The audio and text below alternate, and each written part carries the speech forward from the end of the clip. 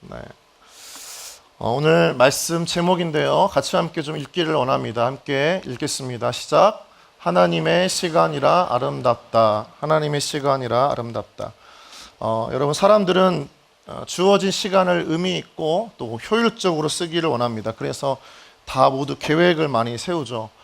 저희 청년들 중 안에도 고시나 또 시험이나 어떤 자격증 또는 취업 시험을 앞둔 청년일수록 잠을 자는 것, 그리고 공부하는 것, 또 쉬는 시간까지 계획을 세워서 준비하는 지체들을 보게 됩니다.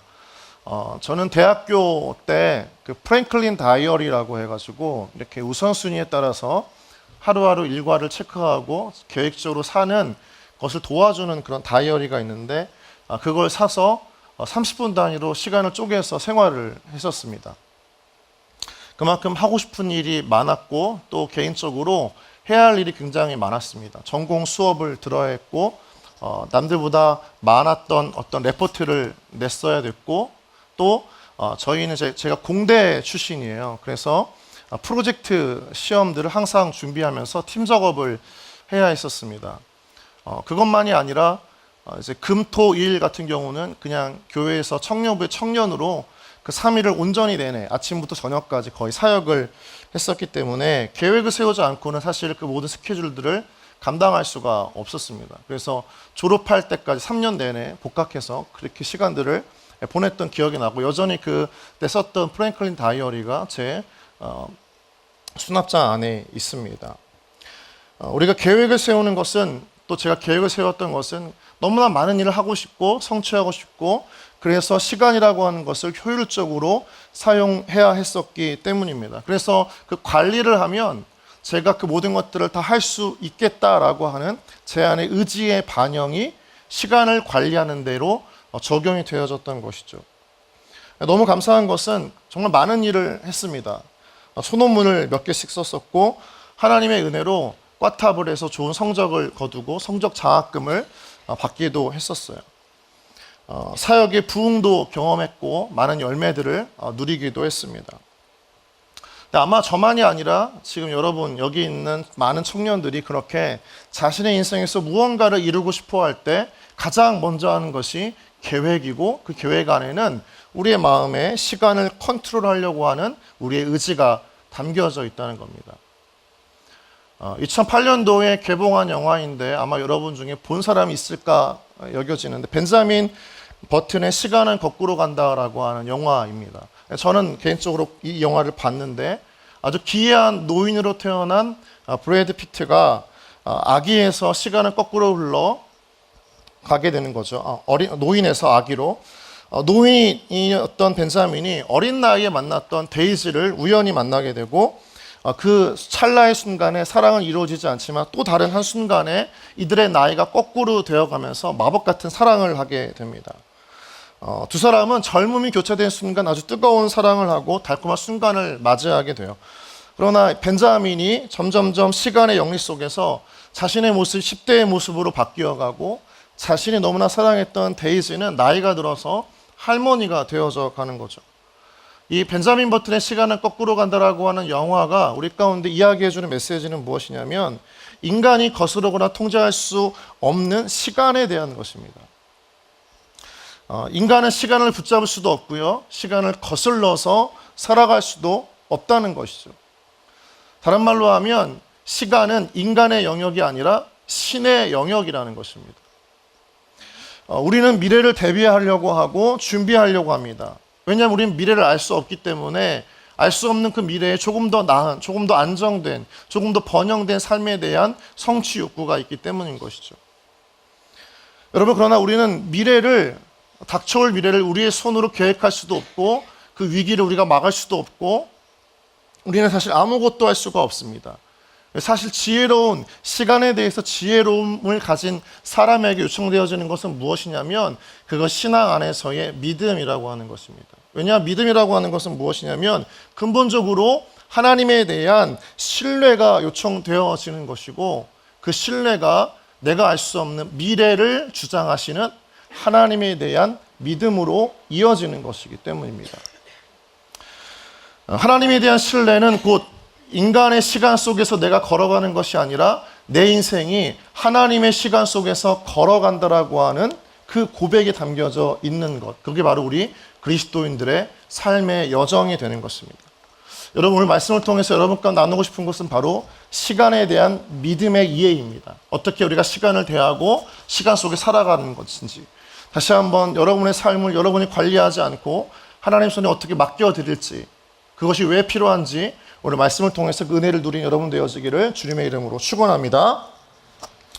먼저 첫 번째로 나눌 것은 시간의 주인은 하나님이라는 것입니다. 함께 다시 한번 읽어볼까요? 시작. 시간의 주인은 하나님이다. 이것을 인정하는 것이 정말 그 시간을 아름답게 쓰는 첫 번째 태도입니다. 창세기 1장 1절을 보면요, 이렇게 기록되어져 있습니다. 같이 읽어볼까요? 시작. 태초에 하나님이 천지를 창조하시니라. 태초라고 하는 것은 우주의 시작을 말하죠. 다른 말로 하면 이 온 땅에 우주를 포함한 보이는 것만이 아니라 보이지 않는 그 시간도 누가 만드셨다는 것입니까? 하나님이 만드셨다는 것입니다. 하나님께서는 자신을 이야기하실 때 알파와 오메가라고 이야기하시잖아요. 내가 시작과 마침이다. 이 모든 것이 사실은 시간이라고 하는 개념도 포함되어져 있는 것입니다. 여러분 잘 알아야 될 것이 하나님께서 인간을 만드시기 전에 무엇을 만드셨어요? 시간을 만드셨습니다. 우리 인간이 시간을 내 마음대로 조정하고 계획하려고 하지만 사실 태초의 창조부터 우리 인간은 시간 속에 갇혀진 존재가 된 것이죠.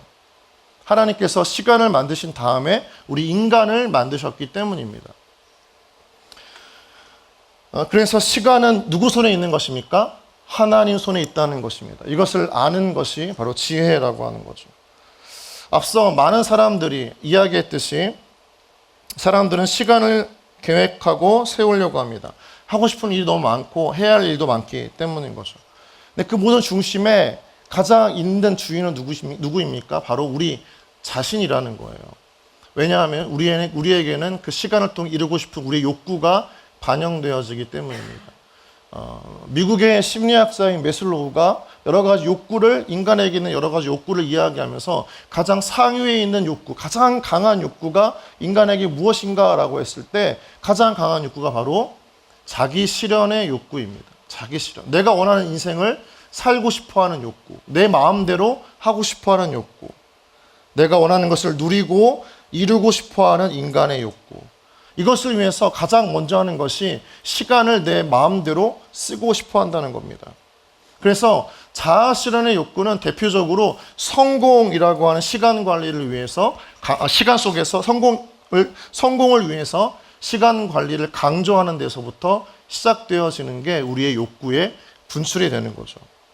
마치 그 말콤 글래드월이 썼던 아웃라이어라고 하는 책 아실까요? 1만 시간의 법칙 들어보셨죠? 어떤 전문가가 되기 위해서는 그 한 분야에서 1만 시간의 혹독한 훈련과 노력이 필요하다. 이게 말콤 글래드월이 강조했던 그 책의 내용입니다. 정말 1만 시간을 투자하기만 한다면, 노력하기만 한다면 그 사람이 원하는 것을 이룰까? 그 책의 저자는 그렇게 주장했지만 많은 연구자들은 사실 그 연구 결과를 부정하고 있어요. 왜요? 시간은 우리의 뜻대로 우리가 투자한 만큼 우리에게 돌아오는 것이 아니기 때문입니다. 이러한 계획적인 관리와 노력이 어느 정도 성과를 낼 수 있지만 한 가지 간과했던 것은 무엇이냐면 그 시간 자체가 우리의 뜻대로 마음대로 움직여지지 않는다는 것입니다. 성경을 보면요, 이 하나님의 시간을 인정하지 않고 자신의 마음대로 썼다가 실패했던 수많은 성경의 인물들을 이야기하고 있습니다. 그 중에 2명이 있는데 한 명이 아브라함입니다. 아브라함은 아내 사라를 통해서 하나님께서 자손을 주시겠다고 약속하고 그 때를 기다려야 했지만 아브라함은 그걸 기다리지 못했어요. 그래서 그의 여종 하가를 통해서 이스마엘을 낳았습니다. 그런데 오히려 자신의 욕구를, 자신의 본능적인 그 욕구를 실현하고자 하나님의 때를 기다리지 않고 행동했던 그에게 닥쳐온 결과는 가정의 파탄이었습니다. 자식끼리 싸우고 또 자기의 아내끼리 싸우면서 온 가족이 사실은 깨어진 가정이 되었던 거죠. 두 번째는 사울입니다. 사울 왕은 전쟁을 치르기 전에 제사장이었던 사무엘을 통해서 제사를 드린 후에 전쟁에 임해야 했습니다. 그런데 사울은 기다리지 못하고 자신이 그 때를 정해서 제사를 치르는 제사장 역할을 대신하게 됩니다. 그리고 나서 어떤 결과를 맞이하게 됩니까? 승리할 줄 알았던 그 승리를 통해서 그 왕권이 단단하게 견고하게 유지될 줄 알았던 그의 인생은 오히려 스티슨 전쟁의 실패를 경험하면서 그의 몰락의 예고편이 되기도 했던 것이 사울 왕의 모습입니다. 여러분, 시간은 우리의 것이 아니라 하나님의 것인 줄 믿습니다. 시간의 주인은 하나님이십니다. 우리가 그 시간을 내 마음대로 쓸 수 있다고 해서, 계획대로 쓴다고 해서 모든 것을 원하는 대로 이룰 수가 없고, 또 그러한다고 해서 모든 것이 다 우리 뜻대로 이루어지는 것도 아닙니다. 왜냐하면 하나님의 시간이기 때문입니다. 시간을 지혜롭게 쓰는 사람은 바로 이 하나님의 시간을 인정하는 지혜에서부터 그 시작이 되어지는 거죠. 하나님의 시간을 인정하지 않는 것은 무엇이냐? 하나님의 것을 도둑질하는 것과 똑같습니다. 담임 목사님이신 백동조 목사님이 쓴 책, 십계명을 주제로 쓴 책 중에서 복음덩어리라고 하는 책이 있습니다. 이 책에서는 십계명을 다루면서 8계명에서 도둑질하지 말라라고 하는 주제를 다름과 동시에 다른 사람과의 약속에서 시간을 늦는 것, 지각하는 것을 그 사람의 시간을 도둑질하는 것이라고 이야기하고 있습니다. 다른 말로 하면 우리에게 있어서 하나님과의 관계 속에서 하나님의 시간을 우리 마음대로 쓴다는 것은, 내 의지대로 내가 원하는 대로 쓴다는 것은 결국 하나님의 시간을 도둑질하는 것과 똑같이 여겨질 수 있는 문제가 아닐까요? 대표적인 것이 안식일인 주일입니다. 많은 청년들이, 이 땅에 믿지 않는 청년들이 주일에도 열심히 일하면서 뭔가 자신의 시간을 관리하고 살아가면서 좀 더 나은 삶, 내가 원하는 삶을 위해서 살아가려고 노력합니다. 그런데 여러분, 주일이라고 하는 것은 하나님이 정하신 시간이에요. 어쩌면 우리에게 하나님과 깊이 교제할 수 있도록 유일하게 정하신, 떼어놓는 시간입니다. 예배를 드리지 않고 각자가 원하는 삶을 추구하면서 여행을 다니거나 또는 일을 하거나 뭔가 내 욕구를 누리기 위한 시간으로 내가 쓴다면, 그것은 하나님 편에서 어쩌면 하나님의 시간을 인정하지 않고 도둑질하는 것과 같다라고 여겨질 수 있다는 것이죠. 사랑하는 청년 여러분, 시간을 대할 때 우리의 태도가 내 시간이라고 생각하지 않고 시간을 만드신 하나님의 주권을 인정하는 은혜가 여러분 가운데 있기를 주님의 이름으로 축원합니다. 하나님의 시간 속에서 우리가 살아간다는 것을 잊지 말아주세요. 만드신 시간 속 안에서 우리가 존재하는 것입니다. 우리 옆 사람이 한번 이렇게 좀 고백할까요? 당신의 시간은 하나님의 것입니다. 한번 고백하겠습니다. 시작. 당신의 시간은 하나님의 것입니다. 어색한가요? 두 번째입니다. 두 번째. 인생마다 하나님께서 열매 맺게 하시는 때가 있다는 것입니다. 인생마다 열매 맺게 하시는 하나님의 때가 있다. 같이 한번 읽어볼까요? 시작. 인생마다 하나님의 때가 있다. 우리가 알고 있듯이 시간 개념에는 크로노스와 카이로스가 있습니다. 크로노스는 연대기적 시간 개념이죠. 연, 월, 일, 분, 초라고 하는 겁니다. 그런데 카이로스는 그런 일정하게 흐른 시간이 아니라 하나님이 특별하게 개입하시는 시간, 하나님 보시기에 뭔가 완성된 시간을 카이로스라고 이야기합니다. 아주 특별한 때죠. 하나님이 정하신 때이기 때문입니다. 하나님의 계획하심이 우리 인생 가운데 실현되는 때가 바로 카이로스죠. 오늘 우리가 본문 가운데 보는 3장 2절부터 8절까지의 수많은 때가 등장하지 않습니까? 그 중에 대표적으로 우리가 다시 한번 읽기를 원하는데, 성경책을 펴시고 3장 1절 한번 같이 읽어보도록 하겠습니다. 같이 함께 읽겠습니다. 시작. 범사에 기한이 있고 천하 만사가 다 때가 있다는 겁니다. 날 때, 죽을 때, 그리고 울 때가 있고 웃을 때가 있고 심을 때가 있고 심은 것을 뽑을 때가 있다는 겁니다. 그러니까 우리 인생 가운데 정확하게 우리가 계획을 세우지만 하나님께서 그 계획을 맺게 하시고 성취하게 하시는 하나님의 때가 있다는 것입니다. 보이지 않는 때죠. 그러나 하나님의 때입니다. 저는 이것을 언제 경험했냐면 첫째 지호가 태어날 때 경험했습니다. 저는 저와 아내는 2016년 1월 19일에 처음 만나서 그해 9월 24일에 결혼을 했어요. 둘 다 나이가 늦었기 때문에 굳이 늦출 필요가 없었습니다. 적어도 저한테는 그랬습니다. 저는 빨리 결혼을 하고 싶었거든요. 근데 아내는 지금도 너무 빨리 결혼을 했다고 1년은 만나봐야 했었다고 말을 하는데 저를 잘 모를 때 결혼하는 것이 저에겐 참 큰 은혜입니다. 그러면서 저라는 사람을 알았다면, 정확하게 모든 걸 다 알았다면 아마 너무 실망한 나머지 결혼을 하지 않았겠구나라고 하는 불안한 마음이 있었겠죠. 그런데 정말 콩깍지가 씌울 때 결혼했던 것이 너무나 감사했던 것 같아요. 그래서 아내는 지금도 저에게 늘 평생 좌우명으로 삼으라면서 네 글자를 간간히 잊을 때마다 한 번씩 들려줘요. 그 네 글자가 뭐냐면 저한테 요청하는 겁니다. 네 글자는 이거예요. 평생 감사. 평생 감사하라고 저한테 요구하는 거죠. 주님 감사합니다. 그렇게 결혼하고 나서 그 해에 12월 말쯤에 임신을 하게 됐고, 그 다음 해에 9월 어느 날쯤 예정일이 이제 되었어요. 그런데 의사가 정해준 날이죠. 이때쯤 출산할 예정입니다. 많은 어떤 경험을 통해서 아마 정해준 날짜일 겁니다. 그런데 예정일보다 일찍 다가온 진통 때문에 주일날 일부 사회를 마치고 저와 아내는 너무나 지금 나올 것 같은 그 조바심에 빨리 병원으로 옮겨서 기다렸어요. 처음에는 진통을 하고 나서 금방 나올 줄 알았는데, 자연 분만을 하려고 이제 분만실에 들어가서 정말 모든 의사들과 간호사들이 함께 있는 자리에서 이제 점점 진통이 다가오고 출산을 유도하는 여러 가지 그 테크닉적인 또 의학적인 방법들을 다 동원하면서 곧 나올 거라고 저는 기대했지만, 그 시간이 장장 12시간을 넘어갔습니다. 진통만 12시간을 넘게 한 거죠. 그리고 마지막에 제 아내는 그토록 원치 않았던 제왕절개를 해서 아이를 낳게 되죠. 저는 그때 지금도 기억하는 것이 그 아내가 얼마나 서운했는지. 자연 분만을 낳고 싶었지만, 그렇게 끝내 수많은 진통을 참아내면서 자연 분만하고 싶었지만 쉽지 않았던 거죠. 여러분, 그 생명의 탄생이라고 하는 것이 의사가 이때쯤 나을 것이다 라고 정해주지만, 사실 그 정확한 때는 누구에게 달려져 있는 것입니까? 하나님에게 달려져 있는 거죠. 생명이 하나님께 속해 있기 때문인 것입니다. 여러분이 마치 언제 죽을지 모르는 것처럼 우리의 모든 생명의 때가 하나님 때에 있다는 것입니다. 그게 바로 오늘 본문이 말하는 카이로스라고 하는 거죠.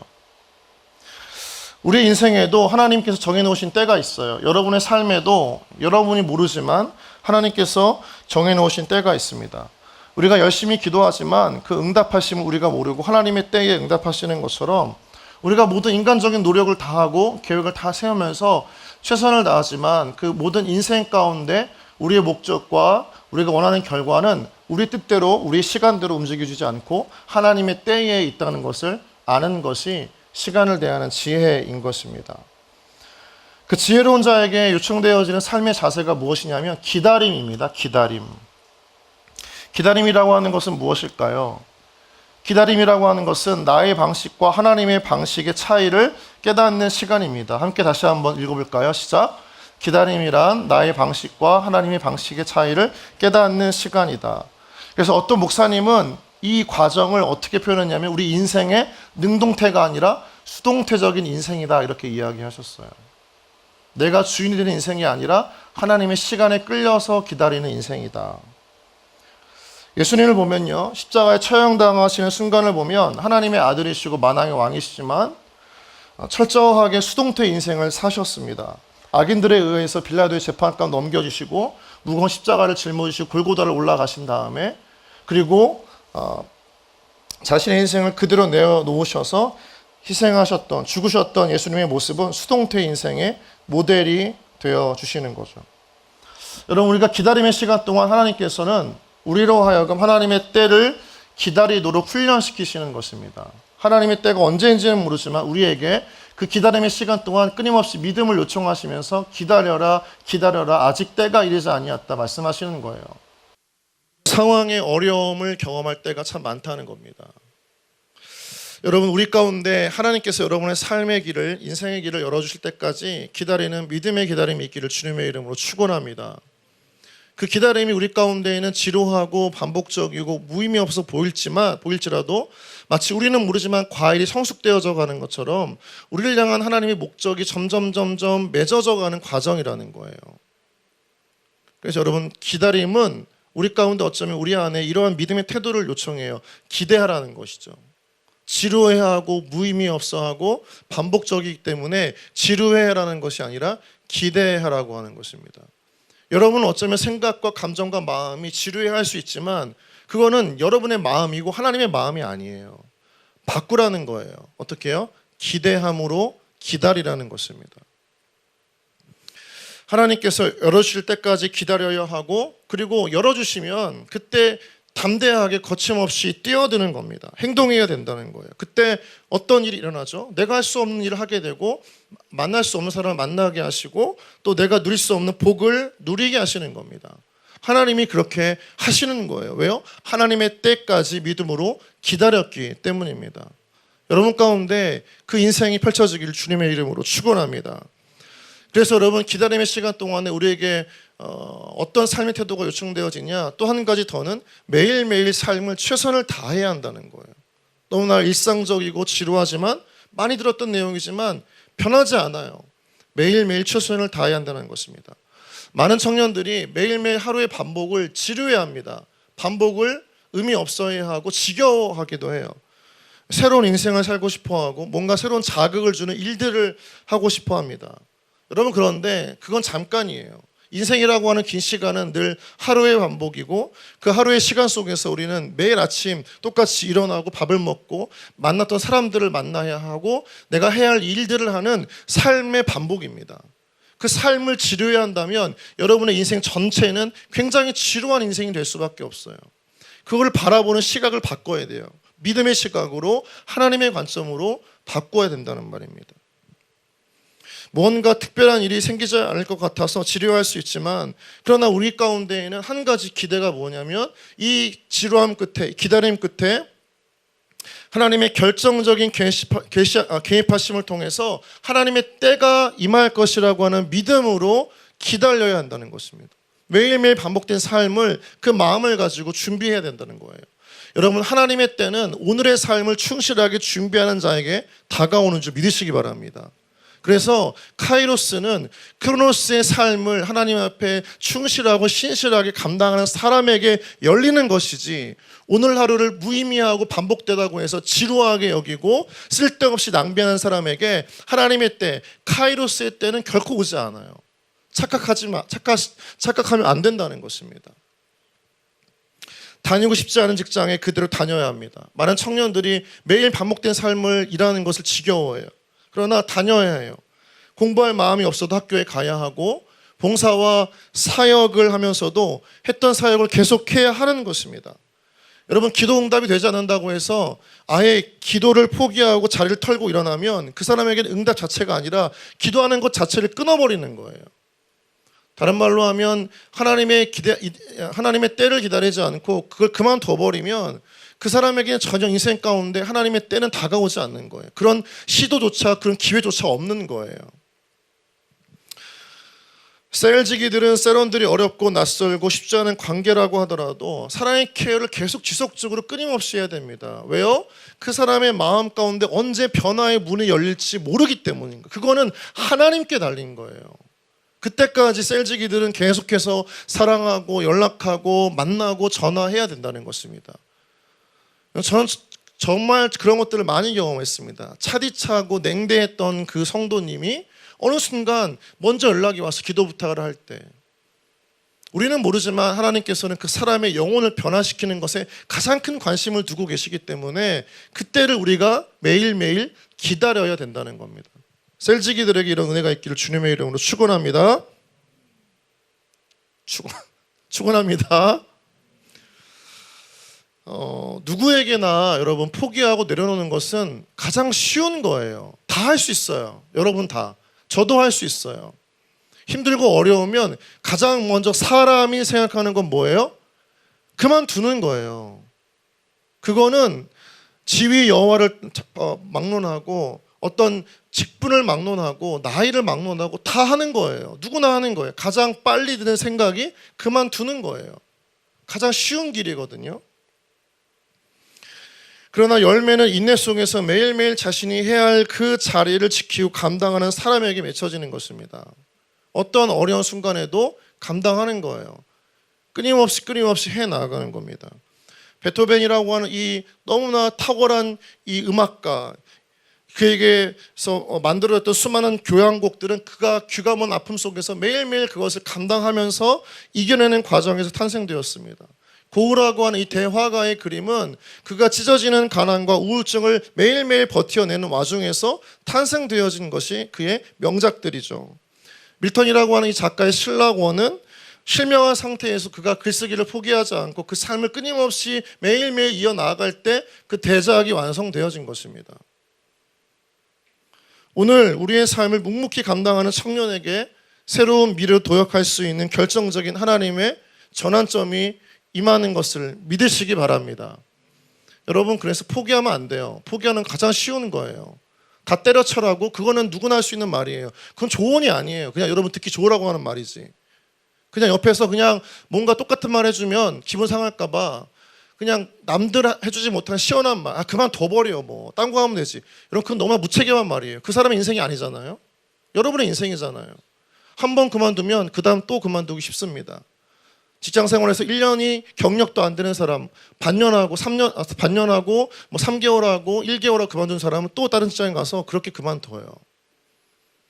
우리 가운데 인생을 주실 때 하나님께서 요청되어진 삶의 자세는 하나님의 때까지 기다리는 훈련이에요. 뿌리를 끊임없이 내리는 훈련이지 뭔가 떠나는 훈련이 아니라고요. 하나님 말씀하시면 기다리고 거기서 뿌리를 내리는 훈련이에요. 그때 하나님께서 열매를 맺게 하시는 인생을 경험하게 된다는 것입니다. 여러분, 날마다 여러분 삶 가운데에서 있어야 할 자리에서 있고 감당해야 할 그 일을 반복하면서도 그것이 하나님의 카이로스를 준비하는 자의 지혜로운 태도가 되어지기를 다시 한번 주님의 이름으로 축원합니다. 다니엘을 보면요, 이방 나라에서 낯선 환경 가운데 있었습니다. 너무나 고통스러웠고 매일매일 불편한 관계 속에 쌓여 있었던 그를 보게 돼요. 그런데 그가 하나님 앞에 그 위기 때마다 그 위기를 역전으로 바꾸어가는 하나님을 경험했던 것은 어떤 바탕이 있었냐? 쉬지 않고 매일매일 예루살렘을 향해서 날마다 기도했던 그의 신앙 가운데 있었습니다. 우리 다니엘서 6장 10절 말씀 같이 한번 읽어보도록 하겠습니다. 시작.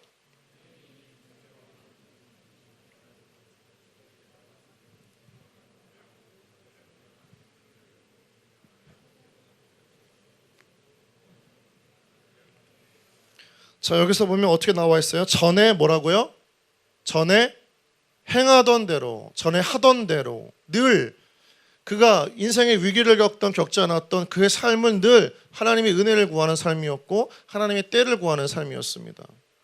그래서 하나님께서 다니엘에게 이방 나라였고 아는 이 없었고 기댈 수 있는 사람이 없었지만 그 인생의 가장 든든한 백그라운드가 되어주신 거예요. 그 기도가 없었다면 어떻게 권모술수가 난무하는 그 왕궁에서 수많은 치열한 이방 민족의 경쟁자들이 있는 그 상황 속에서 그 바벨론이라고 하는 거대한 제국을 다스리는 총리가 되었을 수 있을까요? 하나님이 그의 인생의 전부가 되어주셨기 때문입니다. 늘 일정하게 행하던 대로 하나님을 날마다 의지했기 때문이에요. 하나님의 때가 언젠간 오겠지. 대부분 하나님께서 우리에게 요청하는 것은 내가 지루해하고 원치 않아 하고 힘들어하고 때론 괴로운 일일 수 있다는 것을 기억하십시오. 늘 하나님께서 여러분 가운데 원하는 것은 그 삶에서 떠나지 않는 것입니다. 우리는 늘 편해하고 좋아하고 돈 벌 수 있고 내가 원하는 것을 이룰 수 있는 곳을 원하지만 그러나 하나님 부르시고 가라고 하시는 곳은 사실 거의 한 80% 90%는 내가 원치 않는 곳, 힘들어하는 곳, 어려운 관계 속에 있는 그 일터의 자리라고 하는 거예요. 여러분, 하나님께서 우리 가운데 믿음과 성령의 능력을 주신 이유가 뭘까 한번 고민해 보신 적 있습니까? 여러분에게 믿음이라고 하는 그 놀라운 능력을 주신 이유, 성령의 능력이라고 하는 놀라운 선물을 주신 이유가 무엇일까? 여러분이 원하는 삶을 추구하면서 성취하기 위한 하나의 도구입니까? 그렇지 않아요.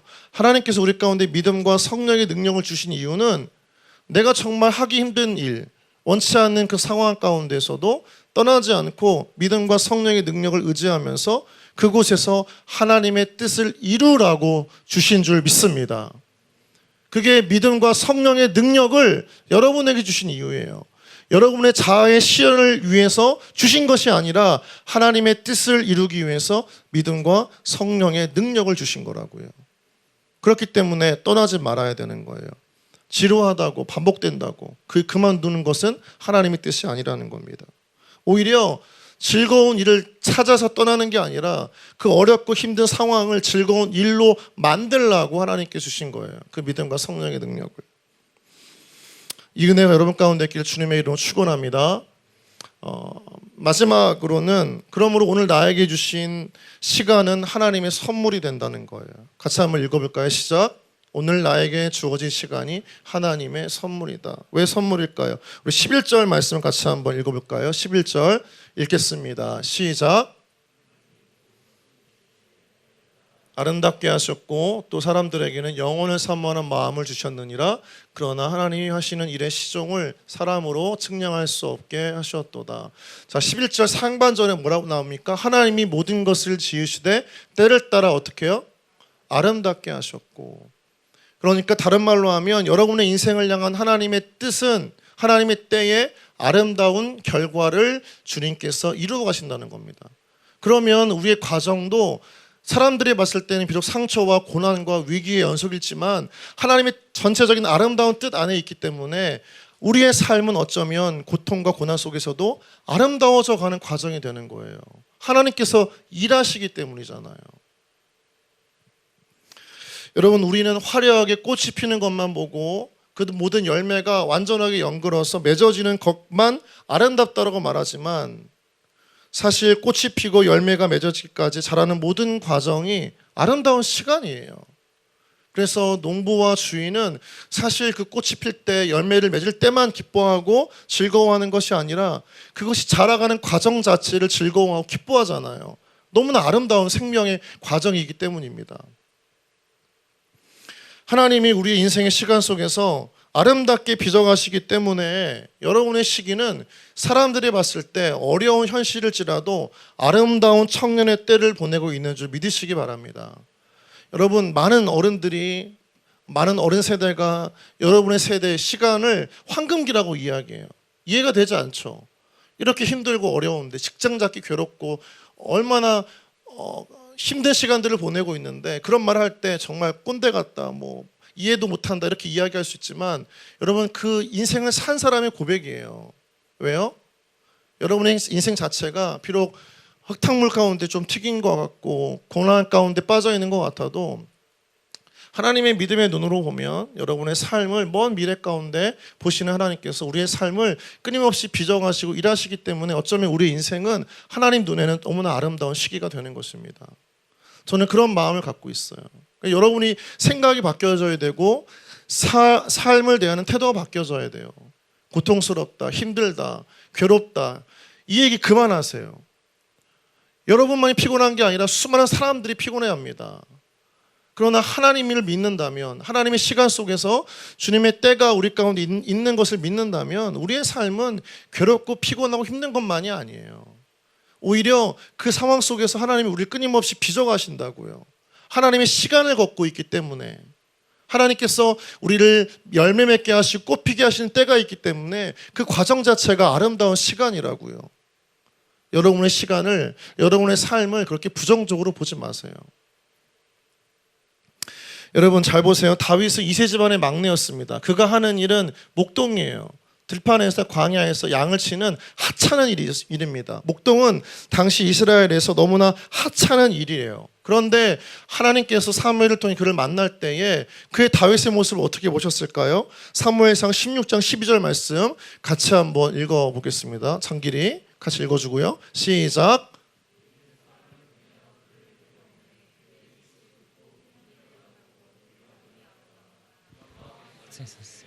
그가 일어나 기름을 부으라 하시는. 자, 다윗의 얼굴이 어땠다고요? 얼굴이 아름답더라. 목동의 일을 하고 있고 거친 일을 하고 있고 광야에 있지만 사람들이 생각하는 하찮은 청년의 시기 10대 시절을 보내고 있지만 그의 얼굴은 어떻더라? 아름답더라. 왜요? 하나님의 큰 시간 속에서 계획 속에서 그 다윗이 존재했었기 때문입니다. 여러분이 어떤 하찮은 일을 하더라도 하나님의 시간 하나 있다면 여러분의 삶은 아름다운 삶을 보내고 있다는 것을 여러분 의심치 말기를 바랍니다. 우리 옆 사람이 한번 이렇게 축복할까요? 당신의 삶은 아름답습니다. 한번 축복할까요? 시작. 당신의 삶은 아름답습니다. 지금이 그 아름다운 때입니다. 다시 한번 시작. 지금이 그 아름다운 때입니다. 얼굴을 보니까 도저히 그런 말이 안 나와요. 그래도 아름답습니다.